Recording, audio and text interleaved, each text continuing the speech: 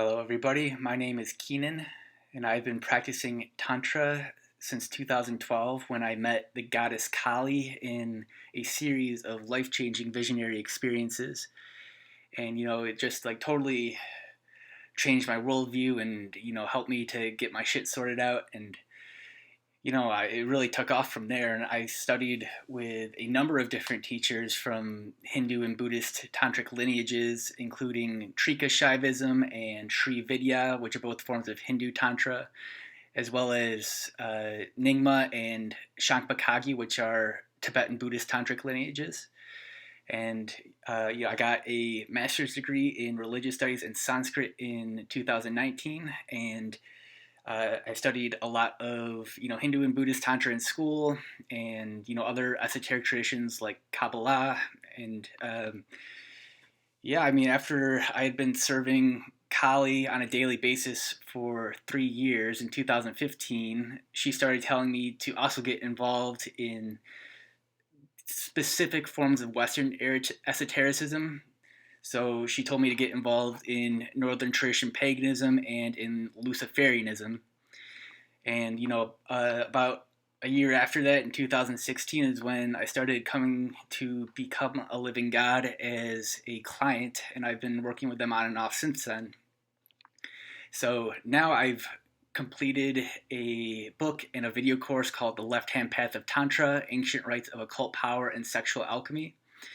And this is going to be released through Become a Living God soon. So what is Tantra? Tantra is a loosely connected family of Asian spiritual traditions influenced by Shaivism. So Shaivism is the form of Hinduism that views the deity Shiva as the supreme deity. There are a lot of other forms of Tantra. So there's Buddhist Tantra, there's Vaishnava Tantra, which is, Hindus who worship Vishnu. There's Shakta Tantra, there's Jain Tantra, so there are all these different religious traditions that were influenced by Tantric Shaivism. And they can be very different traditions sometimes. They have very different philosophies and they worship different deities and they have very different practices and approaches, but there are certain family resemblances that make them all tantric. So certain resemblances between these different lineages include the use of mantras, which are words of power, and yantras or mandalas, which are sacred geometric diagrams. So this image on the screen here is a Kali yantra. So it's the geometric diagram representing the goddess Kali. And most yantras look like this, with the, at least on the outside, with the square with the 4 gates, and that represents the earth element or the body. And then the circle with the petals, the lotus petals, represents the mind and the senses. And the triangles represent the life force, the prana. And the dot in the middle is Bindu, which is consciousness. So it's a representation of the microcosm of the human body and the mind and the energy and the consciousness of that individual person, and links it through this symbol to the macrocosm. So, the entire universe, or all universes combined, have these same elements of, body is the physical part of the world, the mind and the senses are the ways that divine universal consciousness manifests reality, and so there's also a universal life force and a universal consciousness. So there's a microcosm macrocosm thing going on with yantras, and mandalas are very similar to yantras, except they're usually more elaborate. So there are also other family resemblances, such as the use of polarized symbolism in tantric lineages. So a lot of it has to do with this merging of polarities. Like there's masculine and feminine, there's a god and a goddess, there's a sun which is hot and light, and there's a moon which is cold and dark.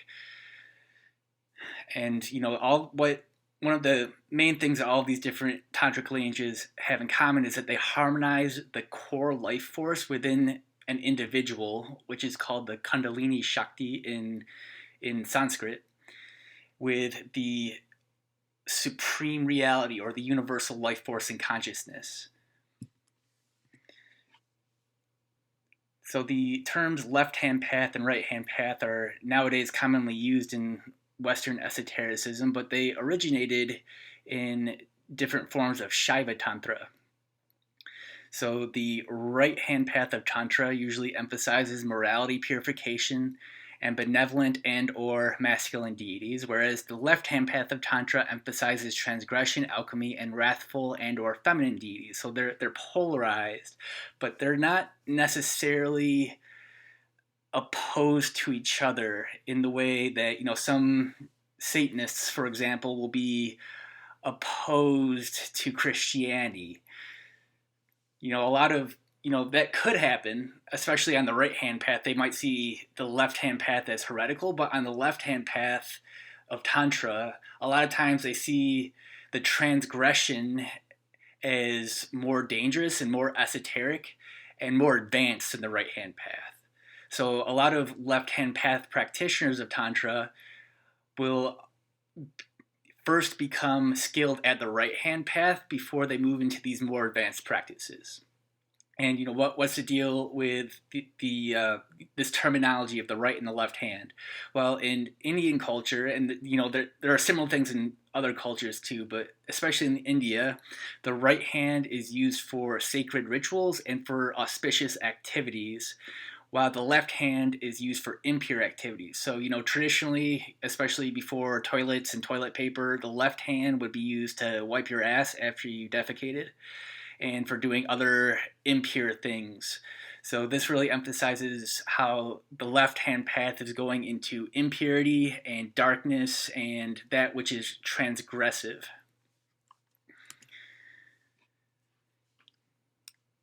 The earliest tantric texts that we have are from the first millennium CE in northern India. So, probably the earliest one was probably around 300 or 400 CE. And there may have been tantric traditions that predate those earliest texts, but that's the earliest evidence we have of Tantra. So, it really flourished in northern India for probably about 1,000 years before the Mughal Empire started to invade India and took over, and that changed a lot of things.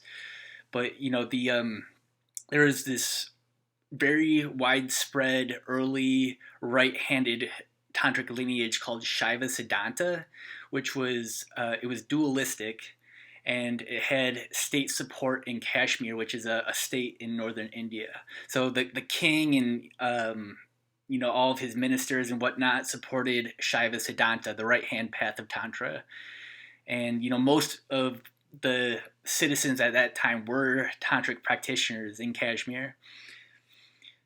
So what this dualistic aspect means is that they saw Shiva, the supreme deity, as being separate from the individual. So there's a duality, there's a separation between the individual consciousness and the supreme being of Shiva. And they had strict moral codes, and that their main practices involved worshipping Shiva through ritual actions in order to purify karma.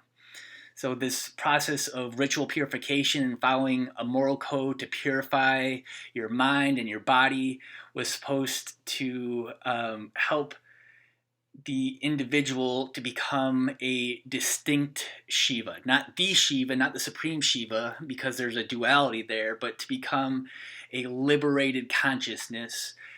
So to become an individual awakened being, basically. To become a mirror of the supreme Shiva. And there were Kaula lineages, which were left-handed and transgressive and non-dualistic.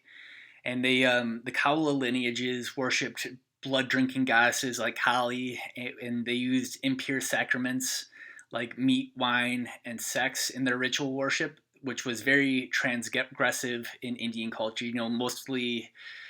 Most of the right-handed traditions were vegetarian, and they discouraged the use of intoxicants, and sex was seen as, something that was, only done, between husband and wife, and that was too impure to include in spiritual activities. So by including these different impure sacraments in their worship, they were transgressing these cultural norms of India at the time. So these Kaula lineages are related to cremation ground practitioners like the Aghoris, who are some of the most famous left-hand path tantrikas in the world. There's all kinds of videos about Aghoris, who are these people who go out and live in the cremation grounds in India, and they cover themselves in human ashes and eat feces and human corpses, and do all these really transgressive things in the cremation grounds. So they're a very ascetic tradition. So, to become an Agora, you have to go live in the cremation grounds and, practice celibacy. And, it takes a really long time before they move into, like sexual practices. You have to live in cremation grounds for like 12 years usually. But the Kaula lineages were more householder oriented. So they're more oriented towards people who live in the world and have jobs and families, but they incorporated some of the transgressive elements of the Aghoris and similar lineages into their private practice. So it wasn't necessarily something that they were advertising to the public. Oh, I'm doing all these transgressive things. Look how cool I am. It was more something that was done privately in secret in part of this esoteric tradition.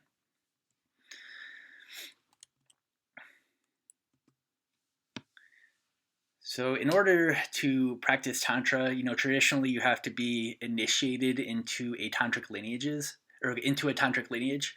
And, so there were no restrictions on caste, what social status you're born into, or gender for tantric initiation, which was, it was somewhat unusual in India at the time to be this open to anybody from any caste or any gender can join this group. A lot of times it was only the brahmanas, the priests, or only men could participate in the spiritual activities. But Tantra was open to anybody as long as they met the one requirement for initiation, which was they had to convince the person who was initiating them that they had experienced something called Shaktipata, which is it's translated as the descent of divine power. So a lot of times it could be translated as grace, but basically it's a movement of this universal life force within an individual that creates this experience of connection and unity to this universal consciousness. So it's a life-changing spiritual experience that sets somebody on a spiritual path. And, having this sense of being called to Tantra was how the Tantric lineages protected themselves from outsiders who wouldn't take the teaching seriously or who would misuse them. And so the early initiation rituals for many Hindu Tantric lineages were elaborate multi-day rites officiated by an acharya or a guru. So these spiritual teachers would hold these elaborate ceremonies that would go on over several days. And, there are a lot of different parts to these elaborate rites.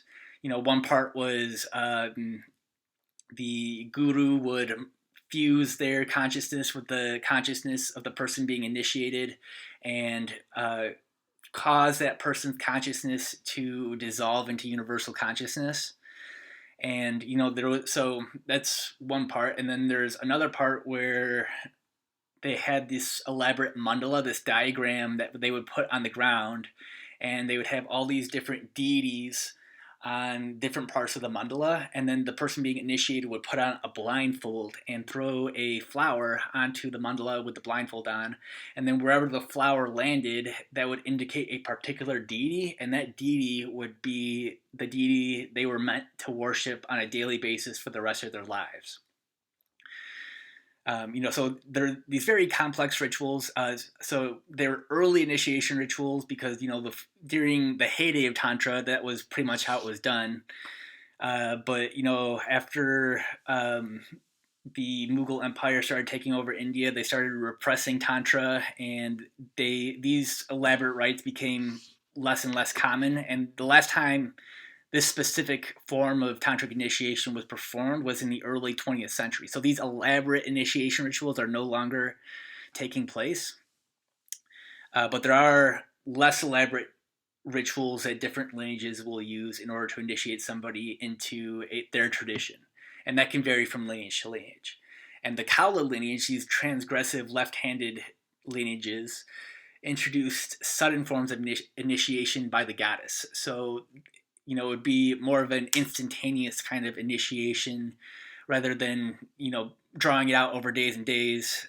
It's the goddess who initiates you in an instant. And, people who are initiated into these tantric practices and who followed the prescribed practices given to them by their teacher were guaranteed to be liberated upon death, if not sooner. So this word liberation in this context is a translation of moksha, which is a Sanskrit word. It means release or liberation. And in a lot of Hindu lineages, moksha means you're free from the cycle of death and rebirth, which is not necessarily what it means in different tantric lineages. So in Kaula lineages especially, we translate moksha as omniscience and omnipotence.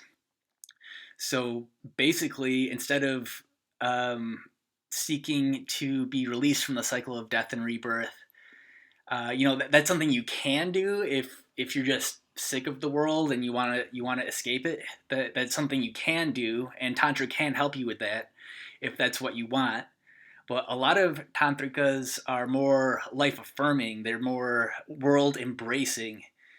So it's more about seeking this embodied omniscience and omnipotence, awakening the innate omniscience and omnipotence of universal consciousness within an individual living in the world.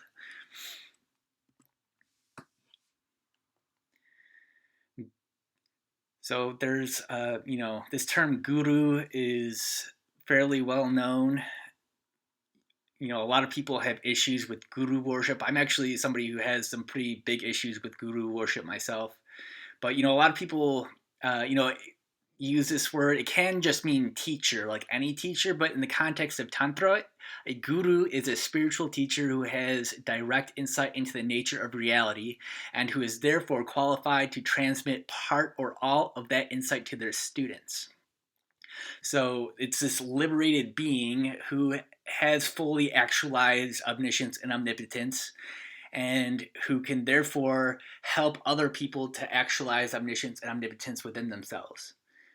But unfortunately, true gurus are very rare and fake gurus are very common. So this is, part of the issue is that, people are told that they're supposed to follow a guru in order to become enlightened, but most of the people passing themselves off as gurus are, they're not fully liberated. And there's a spectrum. There are some teachers who are really well intentioned and very skilled, and there are some teachers who are, well intentioned, but they're kind of fooling themselves as to how advanced they are. And there are some teachers who are outright frauds and liars who will manipulate people and abuse people and try to fool people into treating them like God, basically. And, so 99.99% of the time, if somebody is engaging in guru worship, I would be very skeptical of that relationship. I would have to do a lot of checking and testing of, how advanced is this teacher actually before I would ever consider, actually worshiping another human being, because human beings are limited and flawed, and even extremely skilled tantric adepts still have major personality flaws in many cases. But that doesn't mean that anybody who isn't fully enlightened can't teach beneficial things about Tantra. So this is where acharyas come in. So acharya is another word for teacher, but in this context, it means someone who's not fully liberated, but they belong to a tantric lineage and are therefore qualified to transmit the tantric teachings that they've been trained in. So I would consider myself an acharya rather than a guru. So basically, what this means is that I serve this divine power represented as the goddess Kali, and I act as a conduit for that energy to flow into this world. And other acharyas are acting as conduits for this divine energy. So other people can have access to that energy from somebody who is still working through some of their limitations and on the way to becoming liberated, but who may not be there already. So, we don't worship acharyas.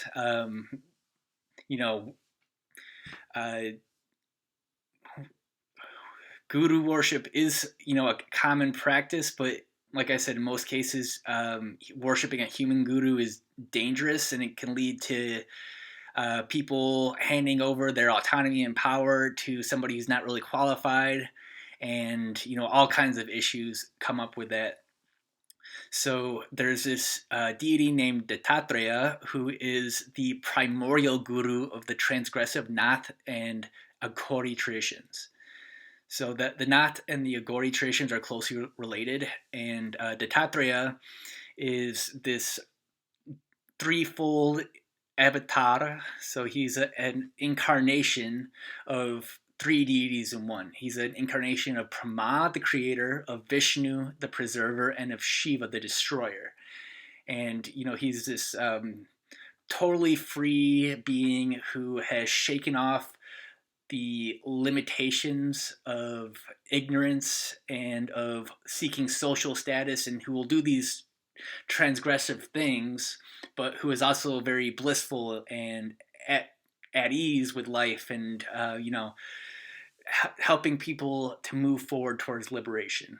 And according to the mythology about Dattatreya, he was an embodied human being at one point, and he didn't have a guru himself, but instead he had 24 gurus who are all different aspects of nature, such as the sun, the moon, the earth, water, fire.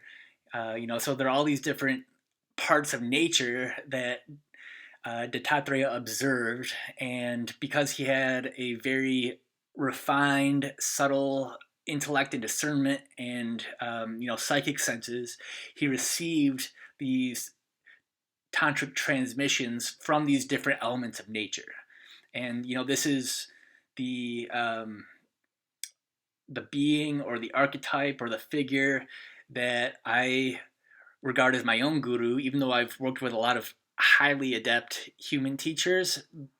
Most of the people that I've met are still working through some of their own issues. So the first guru is Dattatreya, because Dattatreya is completely enlightened, completely perfect, and I'm more comfortable honoring Dattatreya as a guru than another human being.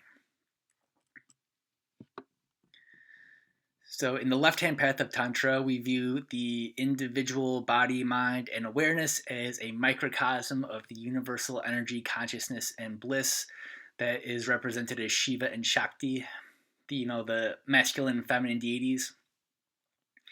And Tantra involves working with vital energies in the body to transform consciousness. And both abstinence and conscious sexuality can play key roles in Tantra. So the right-hand path emphasizes abstinence more.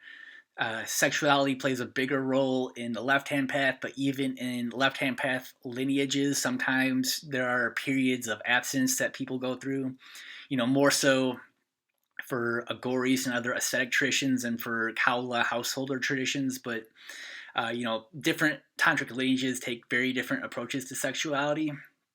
And a lot of, if you just do a Google search of Tantra, you'll get some good information about traditional Tantra, and there will be a lot of commodified versions of tantric sexuality, which means that it's not really very closely connected necessarily to traditional tantra, and they only teach you certain aspects of tantric sexual practices that were one aspect of certain tantric lineages. So not every form of tantra involves tantric sexuality, but some forms do. And in the next video, we will be diving into some of the aspects of tantric sexuality that I've been trained in, and other forms of transgression, including the role of coming to terms with death and other forms of impurity.